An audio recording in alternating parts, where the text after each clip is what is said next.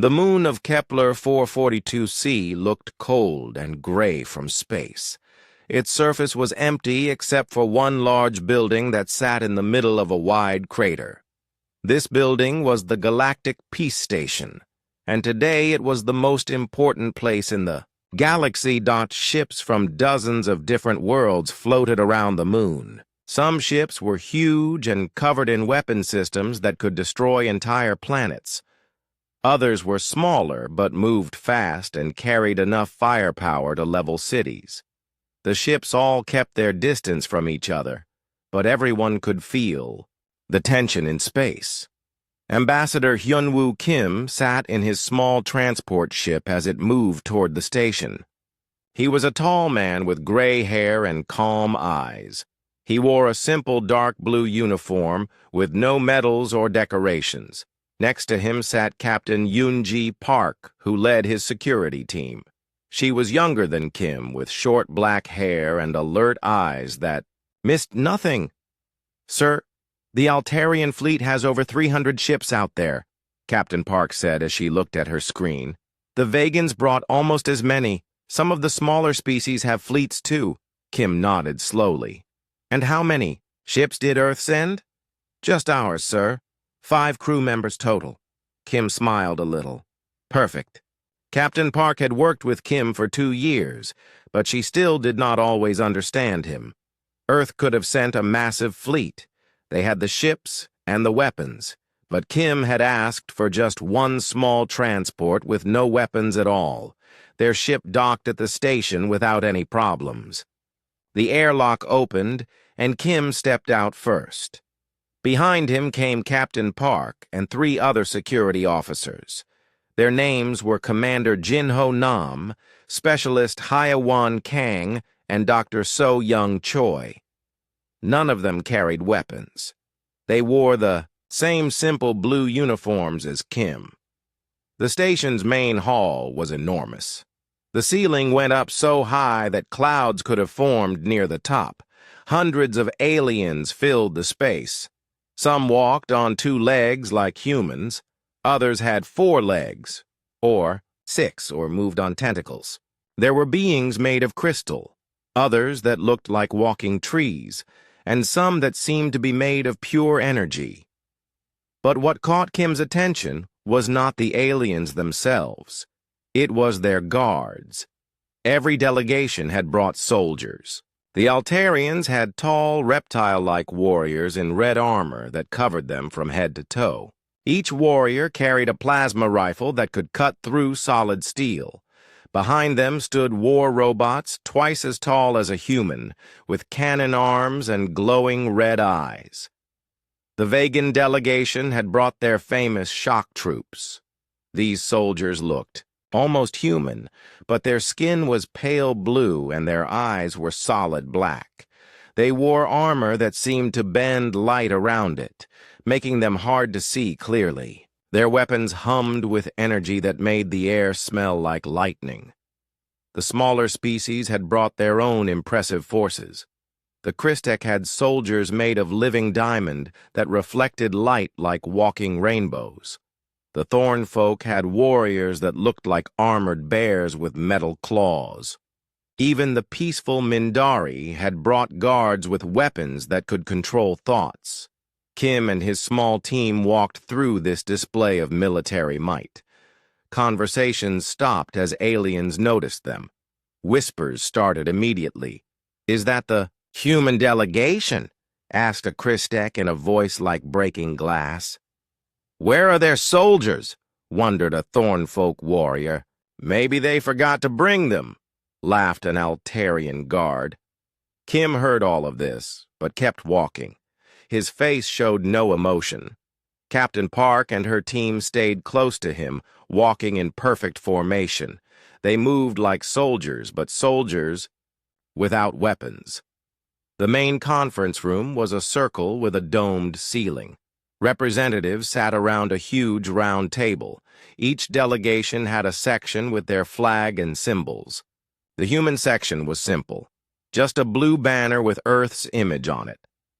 As Kim took his seat, Chancellor Vextar of the Altarian Empire stood up. He was 8 feet tall with green scales and yellow eyes. His voice was deep and threatening. "Before we begin these talks about peace," Vextar said, "I must ask something.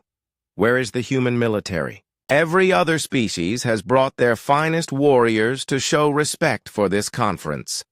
But Earth sends 1 old man and 4 others with no weapons at all." Murmurs of agreement came from around the table. High Counselor Zenth of the Vegan. Confederacy nodded. She was a tall woman with blue skin and white hair. "The Chancellor raises a good point. In our culture, a leader who comes to important talks without proper protection is either very foolish or very weak." Kim stood up slowly. He looked around the table at all the alien faces staring at him. Some looked curious. Others looked annoyed. A few looked like they thought he was an easy target. "Chancellor Vextar, Counselor Zenth, honored delegates," Kim said in a calm voice. "Earth appreciates your concern for our safety. However, we believe our current security arrangements are sufficient." This caused more whispers and some laughter. A delegate from the Razor Coalition, a species that looked like walking insects, clicked his mandibles in amusement. "Sufficient? Human, there are wars happening in this sector. The Altarians and Vegans have been fighting for 3 years. Their fleets are outside this station right now, ready to start shooting again. And you think 5 unarmed humans are sufficient? Protection?" Kim sat back down. "We do." Chancellor Vextar's eyes glowed brighter. "Perhaps humans are too primitive to understand the dangers of space warfare. Or perhaps you are simply cowards who hide behind others for protection." The insult hung in the air like smoke. Every alien in the room waited to see how the humans would respond. In most species, such words would lead to challenges, fights, or at least angry threats. Instead, Kim smiled. "Chancellor, we are here to discuss ending the war between your people and the Vegans. This conflict has disrupted trade routes across 3 sectors. Millions of innocent beings have died. Surely we can focus on solving these problems rather than measuring the size of our respective militaries." Captain Park watched the aliens carefully. She had been studying their behavior since they arrived. The Altarians showed anger through changes in their scale color. The Vegans expressed frustration by the way their eyes shifted from black to gray. The smaller species had their own tells. Right now, she could see that Kim's calm response was making them more confused than angry. They had expected humans to react with pride or fear. Instead, they got polite redirection to the actual business at hand. Dr. Choi, who sat quietly behind Kim, was taking notes on a small device. She was Earth's expert on alien psychology, and she found all of this very interesting.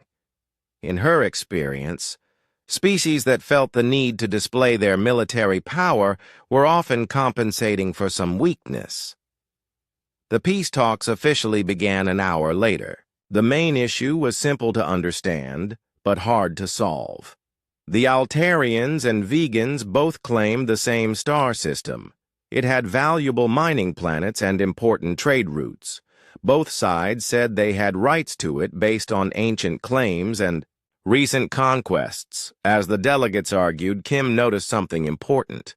Every few minutes, either the Altarians or Vegans would mention their military strength. They would talk about their fleets outside, their weapons technology, or their famous victories. It was like they could not discuss any topic without reminding everyone how dangerous they were. The humans just listened and took notes. By the end of the first day, nothing had been solved. The Altarians and Vegans were as far apart as ever. The smaller species were getting frustrated because the war was hurting their own trade and security. As the delegates filed out of the conference room, Chancellor Vextar stopped near the human table. "Ambassador Kim, I am curious. Do humans actually have a military? Or are you really as helpless as you appear?" Kim stood up and straightened his simple uniform. "Chancellor, Earth's military serves its purpose very well." "And what purpose is that?" Kim's smile never changed.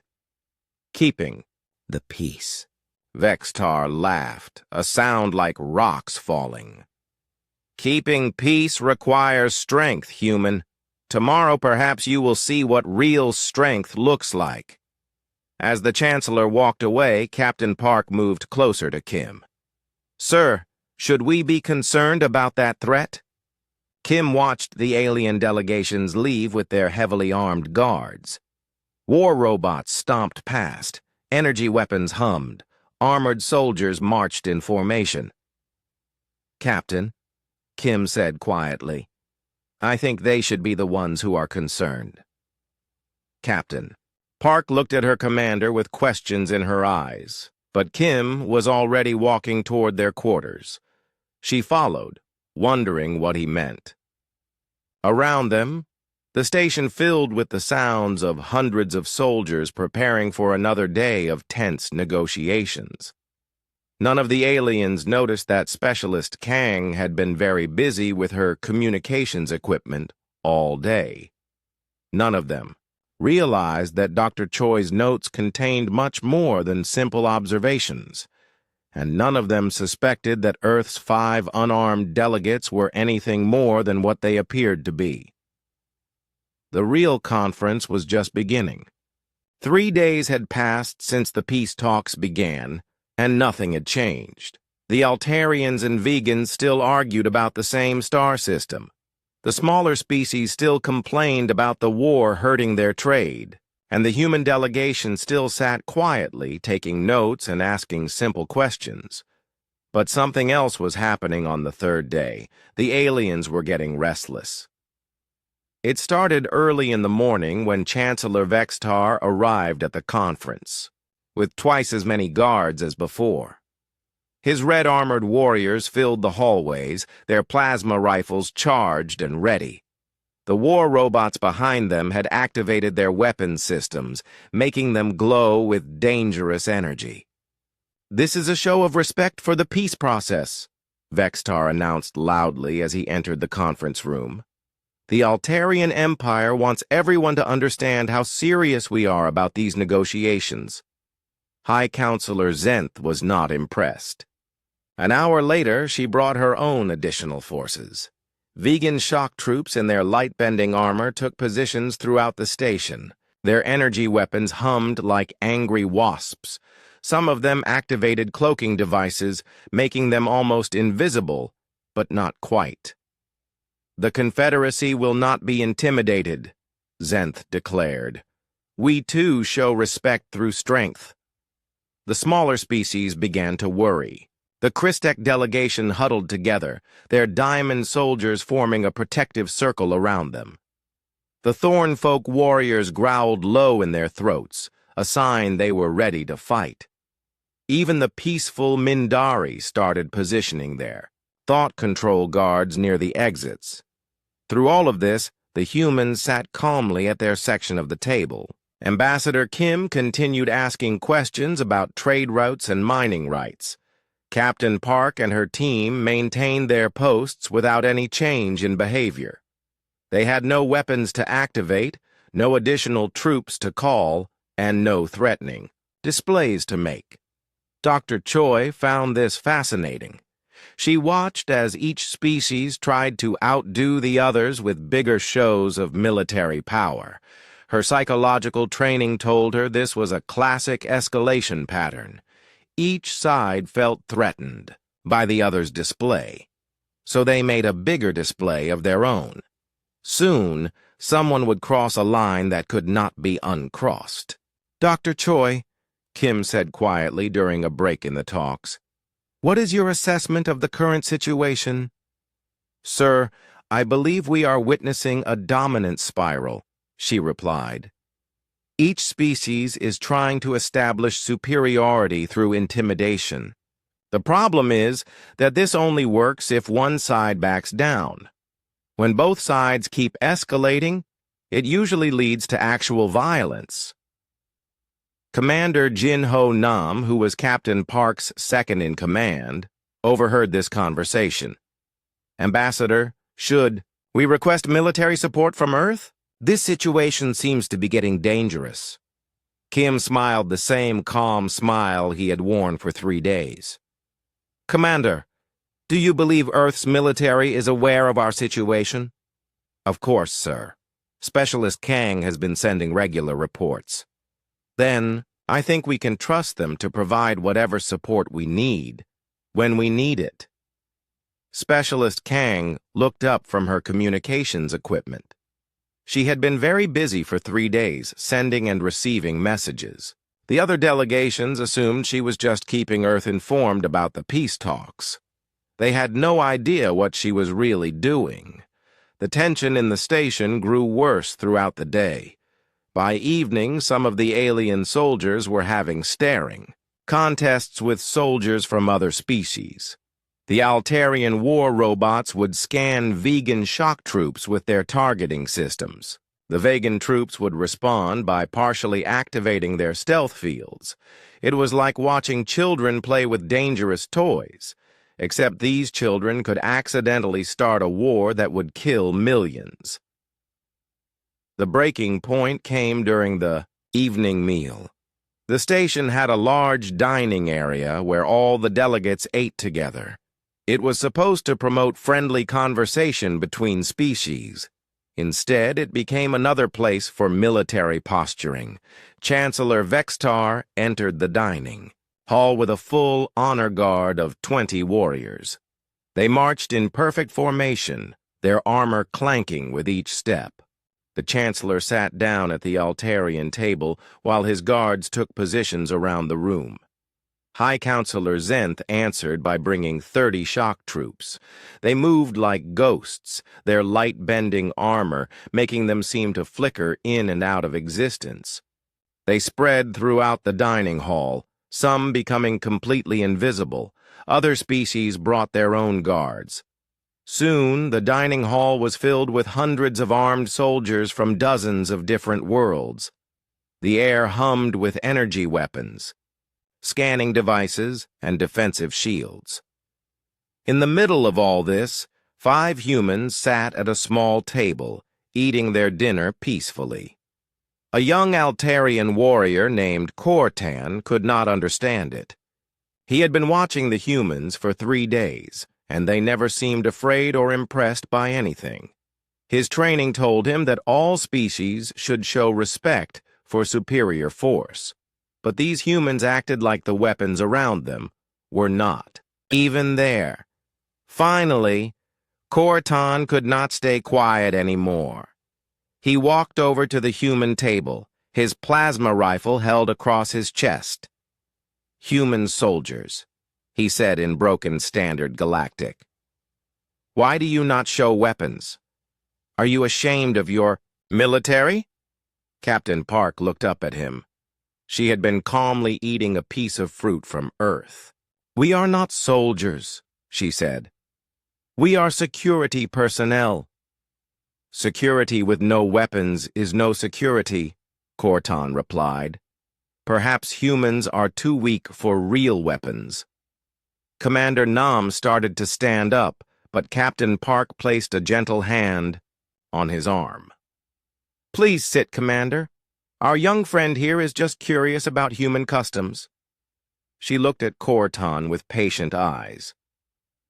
In human culture, the strongest person in the room is often the one who does not need to prove it. Cortan's scales shifted to a darker red, which meant he was getting angry. "Pretty words, but words do not stop plasma bolts." "No, Captain R." Park agreed. "They do not." Other aliens in the dining hall started paying attention to this conversation. Some moved closer to watch. The tension in the room grew thicker. Dr. Choi continued eating, but she was watching everyone carefully. She noticed that the humans' calm behavior was actually making the aliens more agitated, not less. This was an interesting psychological phenomenon. When faced with someone who did not react to intimidation, most species either backed down or escalated further. It looked like these aliens were choosing to escalate. Chancellor Vextar stood up from his table. "Perhaps it is time for a practical demonstration," he announced. "My flagship, the Crimson Fang, will perform training exercises near the station. This will show proper military discipline." Through the dining hall's large windows, everyone could see the Altarian fleet in space. The Crimson Fang was the largest ship out there, over 2 miles long and covered in weapon ports. As they watched, the massive vessel began moving closer to the station. High Counselor Zenth was not going to be outdone. "The Confederacy will also demonstrate proper procedure," she declared. "Our flagship will join these exercises." The Vegan ship Silent Strike began moving as well. It was smaller than the Altarian vessel, but looked much more dangerous. Its hull was black and seemed to absorb light. Weapon systems emerged from hidden compartments along its sides. Soon, both massive warships were performing aggressive maneuvers just outside the station's defensive perimeter. They would charge toward each other, then turn away at the last second. Their weapons lit up in targeting patterns. Their shields glowed with defensive energy. The smaller species began to panic. Some started calling for their own ships to move closer for protection. Others demanded that the war games stop immediately. Ambassador Kim watched all of this through the window while finishing his dinner. He did not seem worried or excited. He just watched like someone studying an interesting but predictable natural phenomenon. "Sir?" Specialist Kang said quietly. "Should I send a status update to Admiral Lee?" Kim considered this for a moment. "Send a brief message. Tell the Admiral that our hosts are providing excellent examples of why these peace talks are necessary." As Kang typed her message, Dr. Choi leaned closer to Kim. "Ambassador, I am seeing some concerning behavioral patterns. The aliens are showing classic signs of pre-combat stress. Their displays of force are becoming less controlled and more genuine." "How long before someone makes a serious mistake?" Kim asked. "Based on the escalation pattern, probably within the next day or two, unless something interrupts the cycle." Kim nodded thoughtfully. "Then perhaps it is time to provide that interruption." Outside the station, the war games were getting more intense. The Crimson Fang and Silent Strike were now actively targeting each other with their sensor arrays. Both ships had powered up their main weapons, filling space with dangerous energy that made the station's lights flicker. Smaller ships from both fleets began joining the demonstration. Soon, hundreds of warships were engaged in mock combat just outside the peaceful conference site. The irony was not lost on anyone. Captain Park received a subtle signal from Kim. She stood up calmly and walked to the dining hall's communication panel. After entering a security code, she activated the station's announcement system. "Attention all delegates." Her voice echoed through the station. "Earth's diplomatic team would like to remind everyone that this is a designated neutral zone. Military exercises near peace conference sites may be considered violations of Galactic Treaty 77 Alpha." The 5th day of the peace conference began with disaster. Ambassador Kim woke up to the sound of weapon fire echoing through space. He looked out his quarters window and saw flashes of light where the Altarian and Vegan fleets were positioned. What had started as aggressive war games had turned into actual combat. Captain Park knocked on his door. "Sir, we have a situation. The Crimson Fang and Silent Strike opened fire on each other 20 minutes ago. Both sides are claiming the other." Shot first. Kim dressed quickly and headed to the conference room. The station shook as energy blasts passed close by. Emergency lights flashed in the corridors. Some of the smaller species delegations were already packing to leave. In the conference room, chaos ruled. Chancellor Vextar was shouting into his communicator, ordering his fleet to defend themselves. High Counselor Zenth was doing the same, with her ships. Other delegates were demanding explanations, calling for ceasefires or trying to contact their own military forces. Through the large windows, everyone could see the battle developing. The two massive flagships were exchanging, devastating volleys. Their shields lit up like small suns each time they absorbed hits. Smaller ships from both fleets were joining the fight, filling space with energy beams, plasma bolts, and missile trails. "This is exactly what we came here to prevent," shouted the delegate from the Crystal Federation. His diamond body was flashing, with stress patterns. "You are fighting right outside a peace conference." "They started it!" Vextar roared back, his scales now dark red with rage. "The Vegans fired first." "That is a lie," Zenth replied, her pale skin turning almost white with anger. "Your ship targeted our engines." Kim walked calmly to his seat and sat down. Captain Park and her team took their positions behind him. None of them seemed worried about the battle raging outside. Dr. Choi was taking notes as usual, but now she was writing much faster. This situation was a perfect example of what happened when military posturing got out of control. Two fleets that had been trying to intimidate each other had finally crossed the line into actual violence. "Ambassador Kim," called the delegate from the Thornfolk Alliance, "your people need to evacuate immediately. This station could be hit by stray fire." Kim looked up from the papers he was reading. "Thank you for your concern, but we will be staying." Staying? The Thornfolk delegate's fur was standing on end with shock. "Human, there is a space battle happening right outside. Ships that could destroy this entire moon." "I understand," Kim replied calmly. "However, our mission here is to help end this war, not to run away from it." More weapons fire lit up the space around the station. A Vegan destroyer exploded in a ball of flame that cast shadows through the conference room.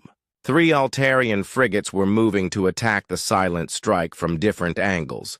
Chancellor Vexitar was pacing back and forth like a caged animal. "Enough talk! My people are dying out there. These peace negotiations are finished." "I agree," said High Counselor Zenth. "There can be no peace with murderers and liars." Both leaders started walking toward the exits. Their honor guards formed up around them, weapons ready. Other delegates began following their example, abandoning the conference table. Kim stood up slowly. "Chancellor, Counselor, please wait." Both alien leaders turned around. Vextar's yellow eyes blazed with fury. "What could you possibly say now, human? Your pathetic species cannot even protect itself, let alone offer useful advice about war." "I have a simple question," Kim said. "Would you like this fighting to stop?" Zenth laughed bitterly. "Of course we want it to stop. We want it to stop, with our enemies dead and defeated. But would you prefer it to stop without any more deaths? Without any more destroyed ships?" Vexitar's scales flickered between red and orange. "That is impossible now. Honor demands that we finish what they started," Kim nodded thoughtfully. Then he turned to Specialist Kang, who was sitting at her communication station. "Specialist, please contact Admiral Lee. Tell him we may need a reminder demonstration." Kang's fingers moved over her equipment. She sent a very short message. "Authorization 77 Alpha confirmed. Request immediate demonstration." The response came back in less than 10 seconds. Demonstration beginning now. Outside the conference room windows, the space battle was reaching its peak. The Crimson Fang had taken significant damage to its forward shields. The silent strike was leaking atmosphere from 3 hull breaches. Dozens of smaller ships were engaged in furious combat all around them. Then, suddenly, everything stopped. The weapons fire cut off in the middle of energy beams. Ships that had been accelerating toward each other began drifting. The bright glow of active shields faded away. In moments, the deadly space battle became a collection of dark, silent vessels, floating helplessly in space. Every alien in the conference room stared in shock. Chancellor Vextar grabbed his communicator and started shouting orders. "Crimson Fang, respond! Fire at will! Destroy the enemy!" Nothing happened. His flagship continued to drift, all its lights off. High Counselor Zenth was having the same problem. "Silent strike! Activate emergency power! Bring weapons online immediately!" Her ship was just as dark and silent as the Altarian flagship. "What is happening?" demanded the Christek delegate. "Why have both fleets stopped fighting?" Kim reached into his jacket and pulled out a small communication device. He activated it, and a holographic image appeared above the conference table. The image showed a human in a military uniform with Admiral's insignia. "Good morning, Admiral Lee," Kim said politely. "Thank you for the demonstration." Admiral Tae-Hyung Lee nodded from the hologram. He was an older man with gray hair and calm eyes that looked very much like Kim's. "Ambassador, the demonstration is complete. All hostile vessels in this sector have been temporarily disabled. Their weapons, engines, life support, and communication systems are now under our control." The conference room erupted in shocked voices. Delegates jumped to their feet, demanding explanations. Guards raised weapons that suddenly refused to power on. Communication devices went dead in their users' hands. Chancellor Vextar stared at his communicator in disbelief. How? How is this possible? Admiral Lee's hologram turned to face the Altarian leader. "Chancellor, your fleet's computer systems have been compromised. This was accomplished through advanced cyber warfare techniques that your species has not yet developed." "Cyber warfare?" Zenth's black eyes had gone wide with shock. "You mean you attacked our ships with information instead of weapons?" "Correct, Counselor. Human military doctrine has evolved beyond the use of kinetic weapons in most situations. We find it more efficient to disable enemy systems than to destroy them." Dr. Choi looked up from her notes. This was exactly what she had hoped to see. Human military philosophy was fundamentally different from what other species practiced. While aliens focused on building bigger weapons and stronger armor, humans had learned to attack the systems that made those weapons work. Commander Nam stepped forward slightly. "Sir, how extensive is our control over their systems?" Admiral Lee smiled. "Complete, Commander. We can make their ships dance if we want to." As if to prove his point, the massive Crimson Fang outside the window suddenly began, rotating slowly end over end.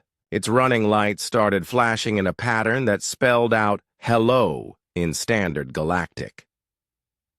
Several alien delegates sat down heavily in their chairs. The implications of what they were seeing were staggering. "You could have done this at any time?" asked the Thornfolk delegate in a quiet voice. "Yes," Kim replied simply. "Human information warfare capabilities have been tracking and mapping the computer systems of every ship in this sector since before the conference began." Specialist Kang looked up from her station.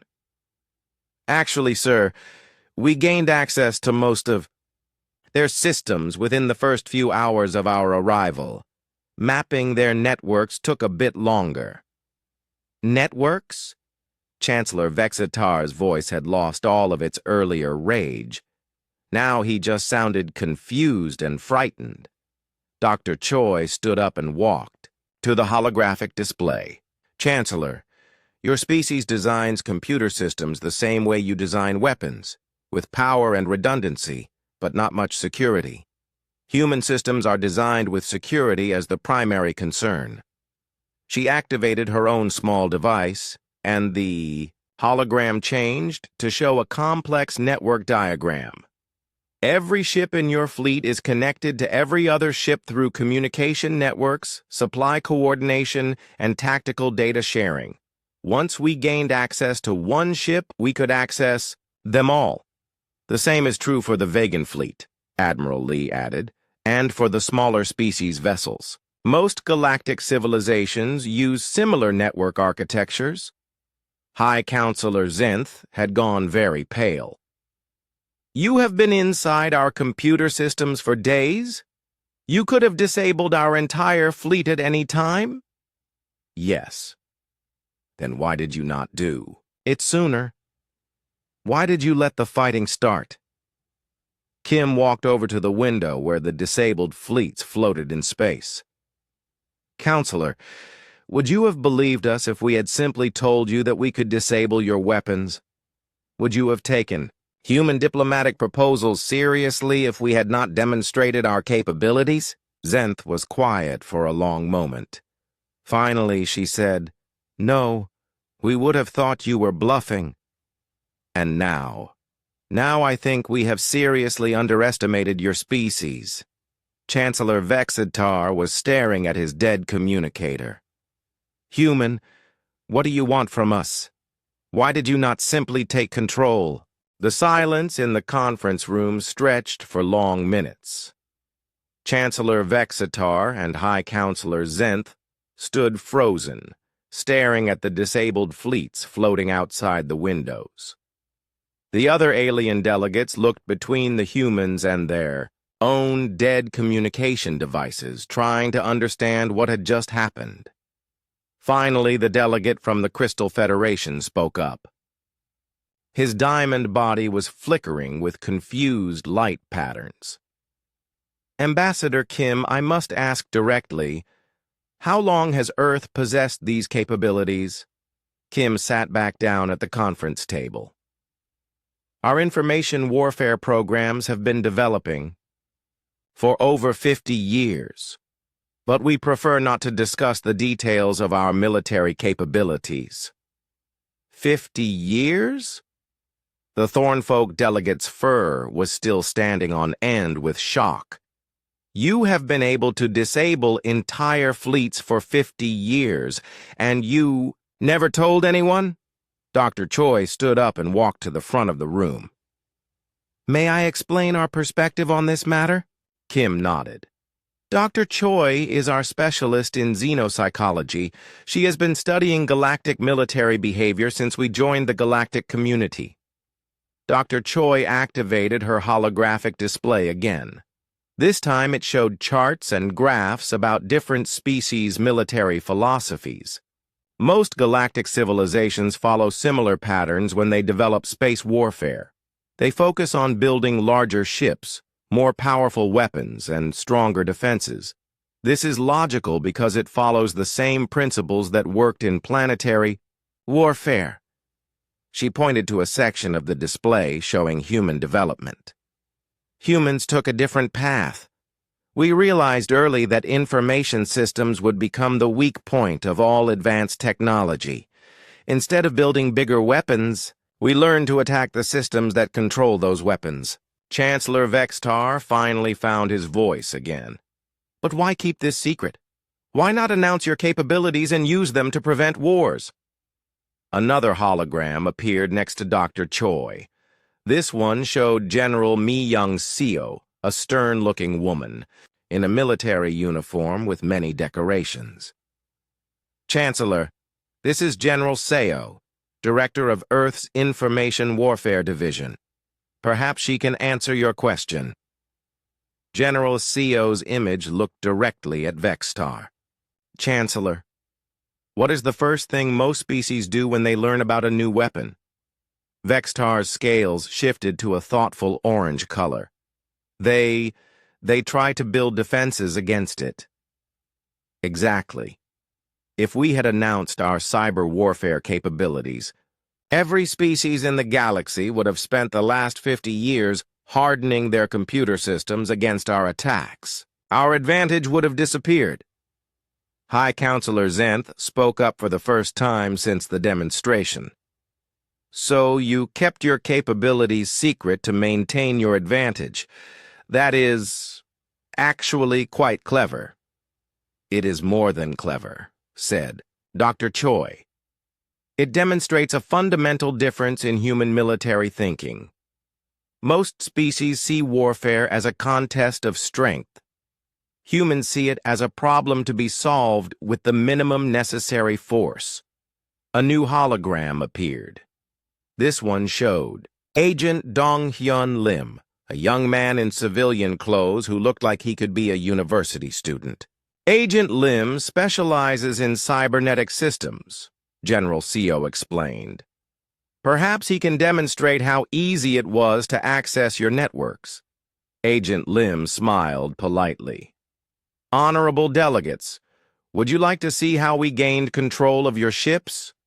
Before anyone could answer, Agent Lim activated his own device.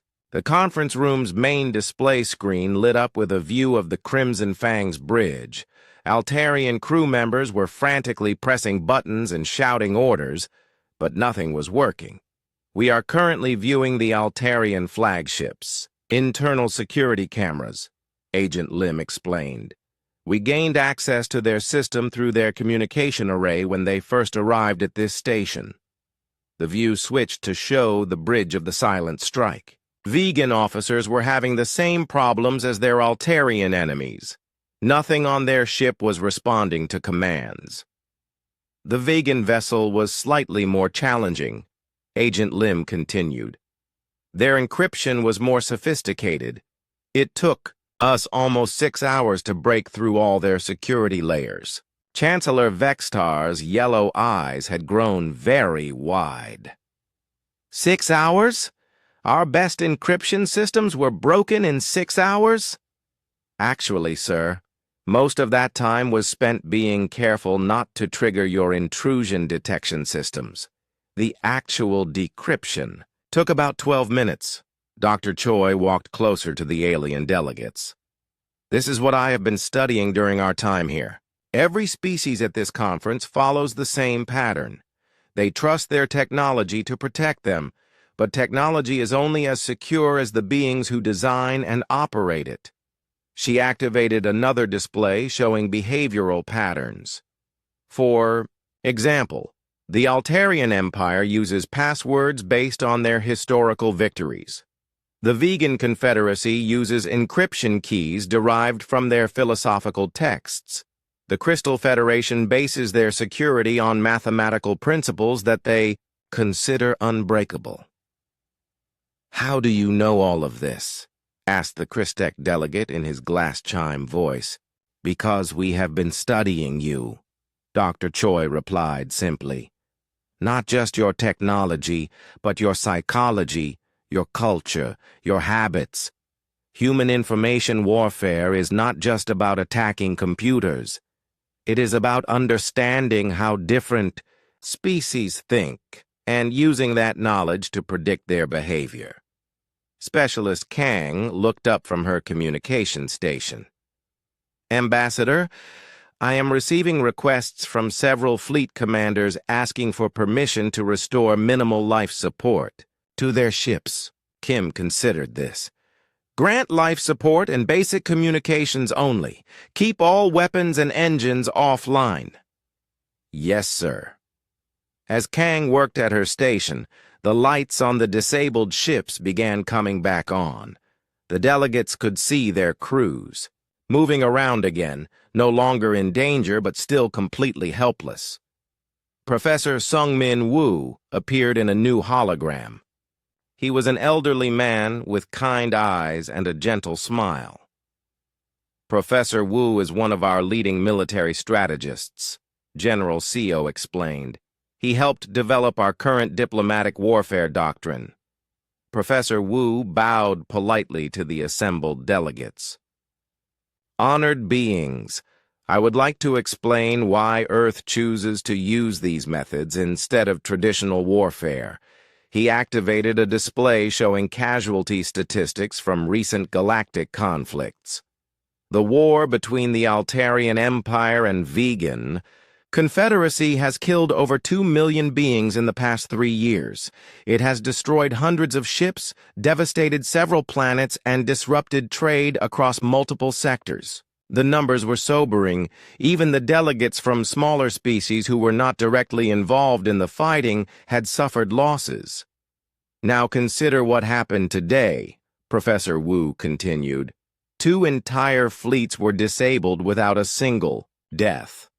No ships were destroyed, no planets were bombarded. The fighting simply stopped. Chancellor Vextar was quiet for a long time. Finally, he asked, Professor, are you saying that humans could have ended our war at any time over the past 3 years? Yes, Chancellor, but we preferred to let you. Try to solve your problems through normal diplomatic channels first. Why? Professor Wu's expression became very serious. Because forced solutions do not last, Chancellor. If we had simply disabled your fleets 3 years ago and ordered you to make peace, what would have happened when we left? Vextar's scales shifted through several colors as he thought about this. We probably would have started fighting again as soon as you were gone. Exactly. Real peace must come from the beings involved in the conflict. Our role is not to impose solutions, but to create conditions where peaceful solutions become possible.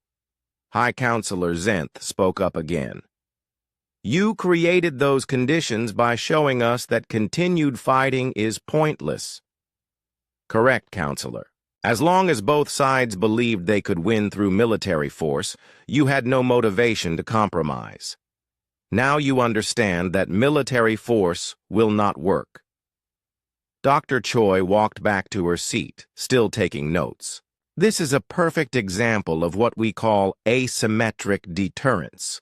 Instead of matching your military buildup with our own, we developed capabilities that make your military buildup irrelevant.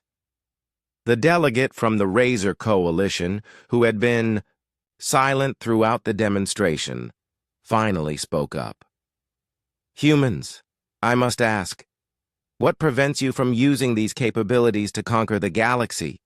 If you can disable any fleet, any defense system, what stops you from becoming galactic dictators?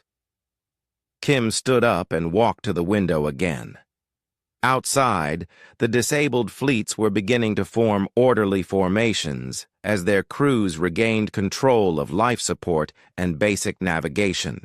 That is an excellent question, and it gets to the heart of human military philosophy.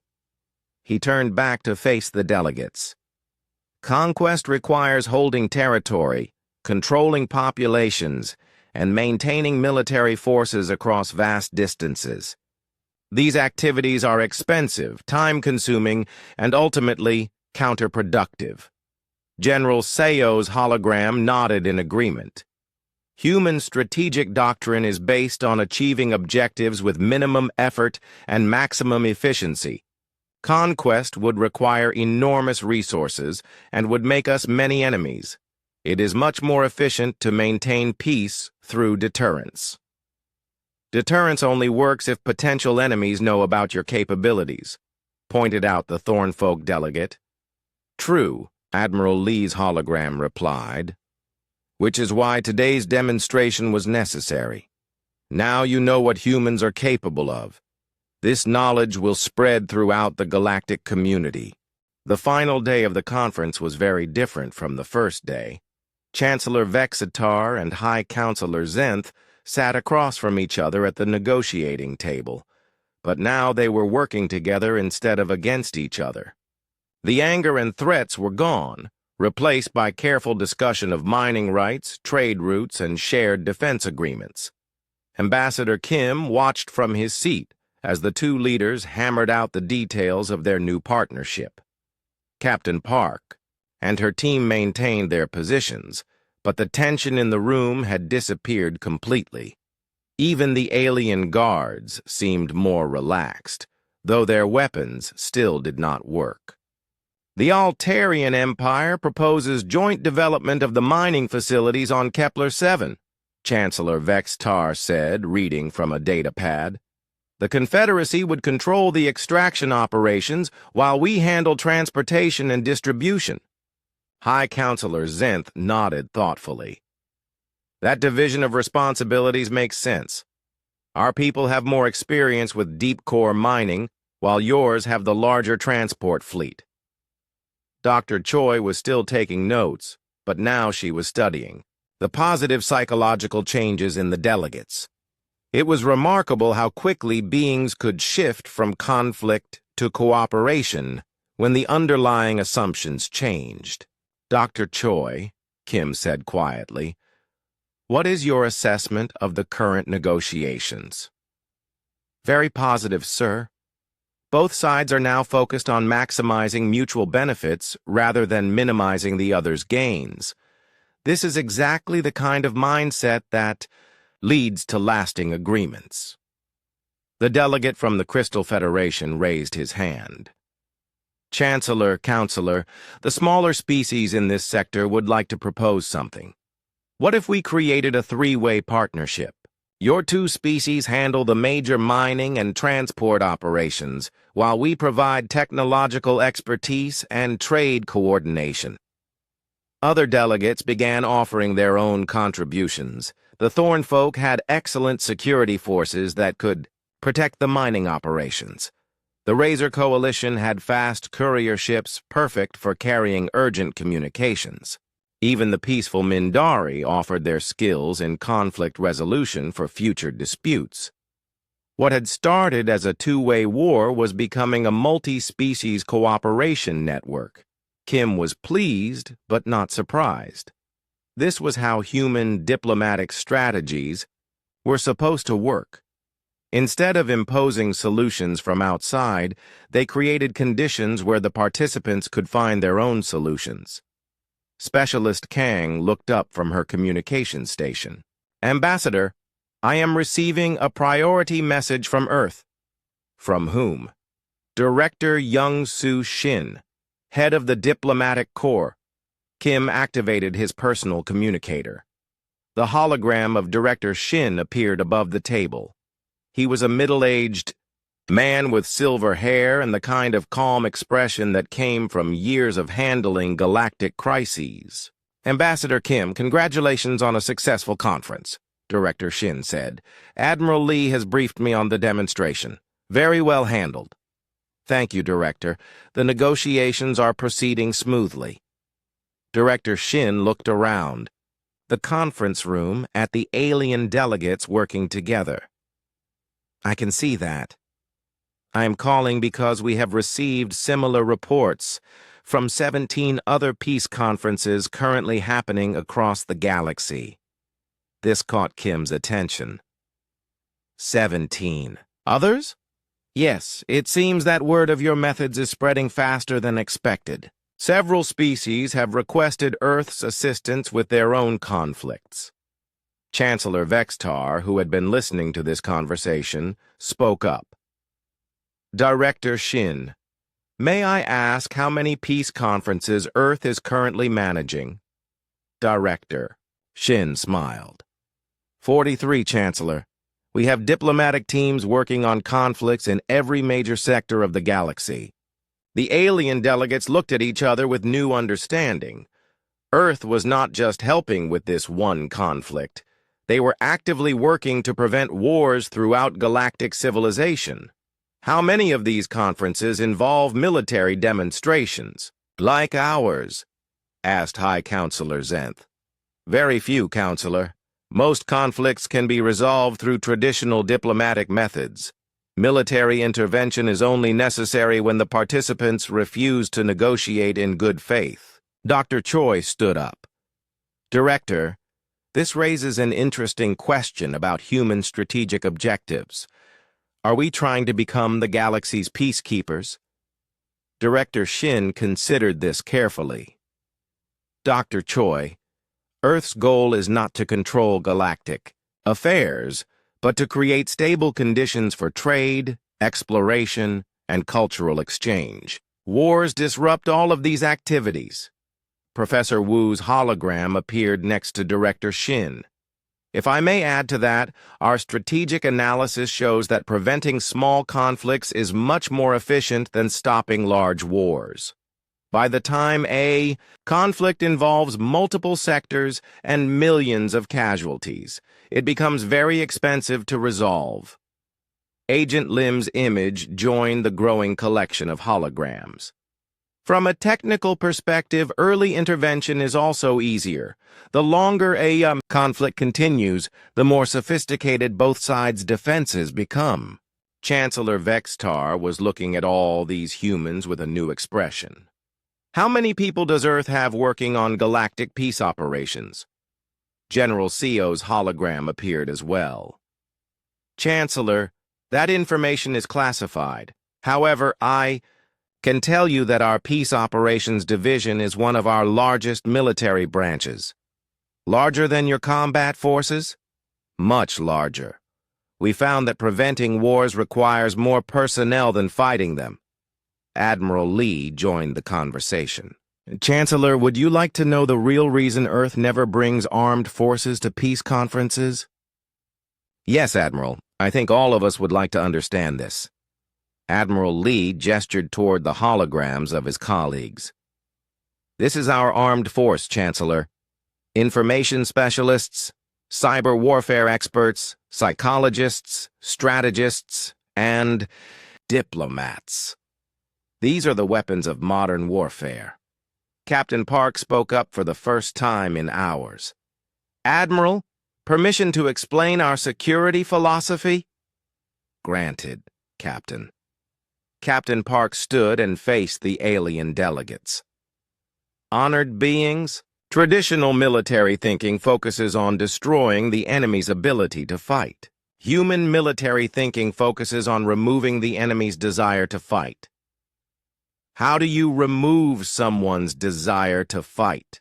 Asked the Thornfolk delegate. By showing them that fighting will not achieve their objectives, Captain Park replied. If your goal is to gain resources, and we can show you a better way to gain those same resources, why would you continue fighting? Commander Nam stepped forward. This is why we study psychology, economics, and culture instead of just weapons and tactics. Understanding why people fight is more useful than knowing how to fight them. Dr. Choi activated her holographic display. One more time. Let me show you something interesting. This chart tracks the number of active military conflicts in the galaxy over the past 50 years. The chart showed a steady decline in wars and military incidents. The line dropped dramatically about 20 years ago and had continued falling since then. 20 years ago, Earth began its current diplomatic intervention program, Dr. Choi explained. The correlation is not accidental. High Counselor Zenth studied the chart carefully. You are saying that human diplomatic activities have reduced galactic warfare by this much? Not just reduced, Professor Wu said. We have fundamentally changed how conflicts are resolved. Most species now try diplomatic solutions first because they know that military solutions are likely to be interrupted by human intervention. Chancellor Vextar laughed, but it was not an angry sound this time. So, by being willing to disable anyone's military forces, you have made military force less attractive to everyone. Exactly, Chancellor. Deterrence through superior capability. Specialist. Kang looked up from her station again. Sir, the disabled fleets are requesting permission to restore their navigation systems. Several commanders want to return their ships to home ports. Kim looked around the conference table at the negotiating delegates. How are the peace talks progressing? Very well. Zenth replied. "We have reached agreement on all major points. The formal treaty should be ready for signing within a few hours." "Excellent. Specialist Kang, restore navigation systems to all vessels. Maintain weapons locked down until the treaty is officially signed." As the alien ships began moving away from the conference station, their crews were already implementing the new cooperation agreements. Altarian and vegan vessels were sharing navigation data and coordinating their movements. Ships from smaller species were joining their formations. Director Shin's hologram smiled with satisfaction. "Ambassador Kim, this has been a textbook example of effective peace operations. Your team's performance will be studied at the Diplomatic Academy for years to come." "Thank you, Director. However, I think the real lesson here is not about human capabilities, but about the power of changing perspectives." Kim turned to address the alien delegates directly. "Honored beings, today you learned that humans possess advanced military capabilities. But more importantly, you learned that those capabilities exist to prevent warfare, not to enable it." "Chancellor." Vextar stood up from the negotiating table. "Ambassador Kim, I owe you an apology. When I first met you, I thought humans were weak because you came here without weapons. Now, I understand that you are strong precisely because you do not need weapons. Chancellor, strength and wisdom are not the same thing. Earth has chosen to pursue wisdom." High Counselor Zenth also stood.